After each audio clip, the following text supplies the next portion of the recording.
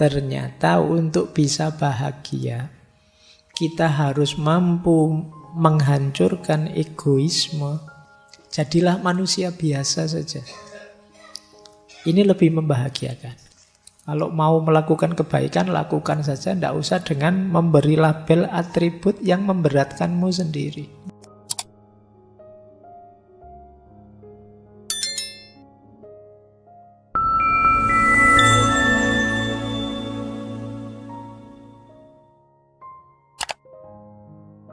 Assalamualaikum warahmatullahi wabarakatuh. Bismillahirrahmanirrahim. Ada lagi sumber kebahagiaan apa? Kepentingan impersonal. Kepentingan impersonal itu hal-hal sederhana, santai untuk ngisi waktu luang, yang membuat kita rileks, tidak tegang. Tidak serius seperti ngurus keluarga, pekerjaan, keuangan, tidak begitu. Kalau di Russell, kepentingan impersonal itu contohnya membaca buku, nonton pertandingan, pergi ke teater, bermain golf, ya karena mungkin Russell kan bangsawan. Jadi aktivitas rileksnya itu membaca buku, nonton pertandingan, pergi ke teater, ini biaya semua ini. Bermain golf. Yo, kalau kita ya mungkin nongkrong di angkringan, pagi-pagi ngopi, santai, nonton orang lewat, itu yang gratis-gratis saja lah. Tapi kan santai. Jadi yang tidak tegang. Ini yang disebut kepentingan impersonal. Nah, ini agak lawannya tadi. Kalau tadi kan disuruh serius bekerja, ya tapi jangan kerja terus lah. Ada santainya. Itu cirinya orang bahagia. Bahkan kata Russell, lebih baik tidak melakukan apa-apa daripada melakukan perbuatan jahat. Jadi separuh dari pekerjaan yang bermanfaat di dunia adalah memerangi pekerjaan yang merugikan. Jadi diam saja itu termasuk masih menguntungkan daripada jahat. Ada quotes yang menarik dari Russell, "The time you enjoy wasting is not wasted time." Kita kan sering ada istilah menyia-nyiakan waktu. Kamu melakukan apa saja sih, tidak penting, itu menyia-nyiakan waktu. Tapi kalau kita bisa menikmatinya, itu bukan wasting time, kata Russell. Yaitu kepentingan impersonal tadi. Kamu kok seharian main game saja. Loh, tapi saya senang bisa menikmati. Itu bukan wasting time. Jadi time you enjoy wasting is not wasted time. Jadi di sini dia menegaskan, kalau bahasa hari ini mungkin harus selalu ada me time. Waktu ketika kita menikmati diri kita sendiri. Me time bukan waktunya beli mie. Jadi waktunya kita menikmati diri sendiri. Kalau anak kos kan memang makanannya Indomie terus jadi sedikit-sedikit me time, sedikit-sedikit me time. Ya me time itu waktumu menikmati waktu, menikmati keseharianmu. Ya istirahat, ya senang-senang, tapi tetap jangan lupa kerja, jangan lupa keluarga yang baik, jangan lupa bersemangat menarget cita-cita dan lain sebagainya. Ini sumber kebahagiaan. Harus ada ininya. Orang yang tegang terus, kenceng terus, insya Allah tidak bahagia sebenarnya, dia capek hidupnya. Tapi kalau serius, ada santainya, serius, ada santainya, itu hidup yang lebih membahagiakan. Nah, ada lagi sumber kebahagiaan, yaitu apa? Keseimbangan antara upaya dan kepasrahan. Jadi kalau bahasa agama ini seimbang antara ikhtiar dan tawakal. Ini karena Russell bukan muslim, tidak pakai istilah ikhtiar dan tawakal. Ini maksudnya sama. Meskipun ini dasarnya rasional saja. Ini yang disebut jalan tengah. Ini ada kalimat menarik, saya potongkan. Jalan tengah antara upaya dan pasrah. Mengambil jalan tengah adalah sebuah ajaran yang tidak menarik. Kenapa tidak menarik? Karena biasanya normalnya manusia itu berupaya mati-matian sampai akhir. Jadi kalau ada pasrahnya itu tidak terlalu menarik. Tapi kata Russell, namun kebenaran memang tidak selalu menarik. Dan ada banyak hal yang dipercaya orang lantaran menarik, meskipun kenyataannya sangat sedikit bukti yang mendukungnya. Kalau dasarnya hanya menarik, mungkin banyak yang kita anggap benar, ternyata tidak benar. Jalan tengah itulah yang dimaksud di sini. Jadi jalan tengah itu mungkin doktrin yang tidak menarik, tapi secara umum doktrin itu benar. Kenapa benar? Karena kita ini tidak menguasai sepenuhnya hidup kita.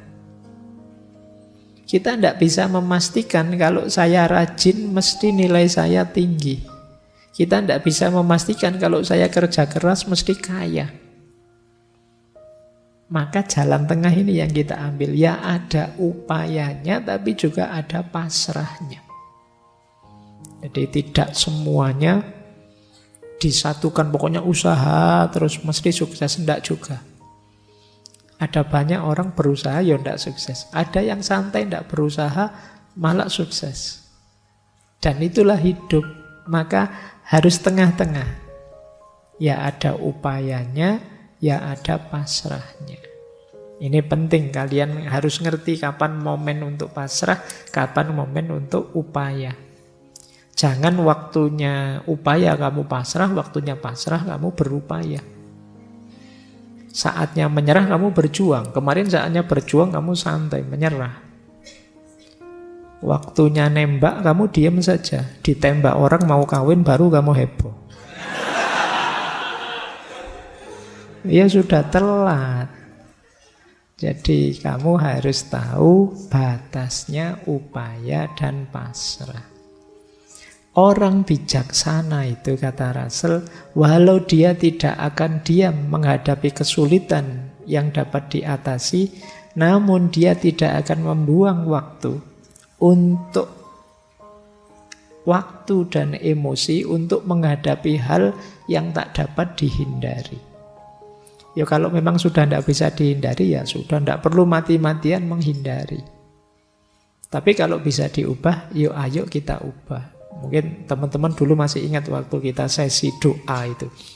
Jadi ada doa yang luar biasa, yaitu kita berdoa yang pertama minta diberi kekuatan untuk mengubah apa yang bisa diubah, minta diberi kesabaran untuk menerima apa yang tidak bisa diubah, dan yang ketiga minta diberi kebijaksanaan untuk bisa membedakan keduanya.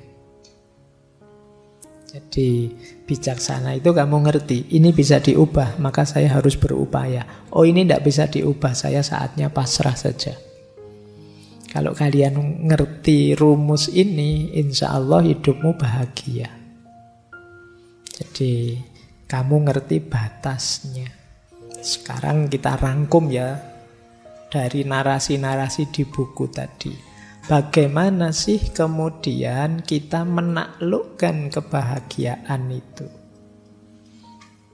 Yang pertama, ternyata untuk bisa bahagia, kita harus mampu menghancurkan egoisme dan menganggap diri kita sebagai manusia normal saja. Ini penting menurut saya ya, menghancurkan egoisme itu yang tadi, rasa benar, rasa penting, rasa tinggi, rasa hebat. Ini semua ego. Lebih kondusif kita merasa sebagai manusia biasa saja. Jadilah manusia biasa saja.